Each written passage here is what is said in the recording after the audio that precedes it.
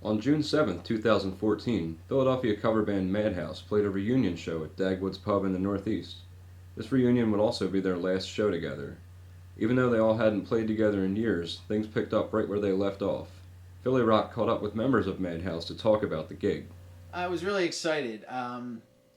We had one band practice the week before, and we didn't play together in all those years, but it's like riding a bike, and almost everything sounded perfect just one go.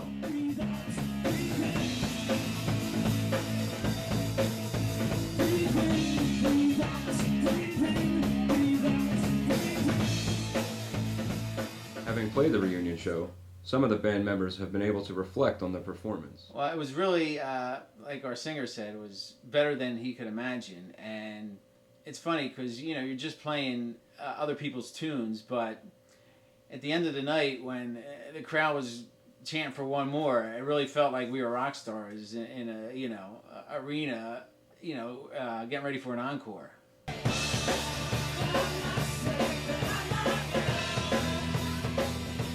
The guys in Madhouse were reminded of days gone by and places the band frequented in the late 90s and early 2000s. My favorite place to play was John's Boardwalk at Bustleton and Philmont, Northeast Philly. We played there a lot and always had a great crowd. Best memory would probably be the night we opened for Warrant at John's Boardwalk. It's probably the biggest crowd we played to. There's like 600 or 700 people there. We didn't have very good interaction with the guys in Warrant, to say the least, but it was great to play to such a big crowd. It was kind of funny that night.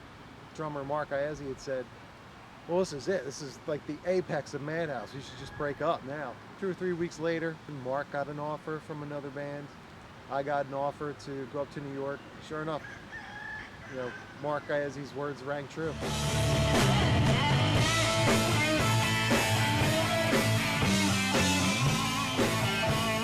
With all of their history and all of the time they spent together as a band, lifelong friendships were formed out of being in Madhouse. When you're a musician, a lot of times you're a loner, and you also, if you're in a band that plays regularly, like we did back in the day, they're like your family and your friends all rolled into one, and you really develop a bond. And even if you don't see each other for a long time, just like a family member, it's still, the connection's still there. A very wise and talented musician named Butch Walker said some years ago, bands come and go, and bands don't mean squat compared to the friendships that can be born out of bands. And I was very thankful that night, even while we were playing. Just thinking, I'm glad all 5 of us are still vertical. We're still friends, although we don't see each other very much. And I have lifelong friends. It's been 15 years since all 5 of us played together, and like I said, we just pick up right where we left off, and hopefully we're all still friends 15 years from now.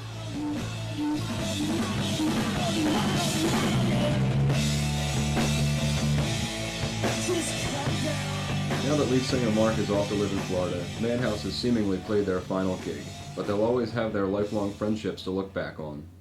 The best memory being in Madhouse is definitely the camaraderie. There was members came and went, but those 4 other people, it was just magic playing with them.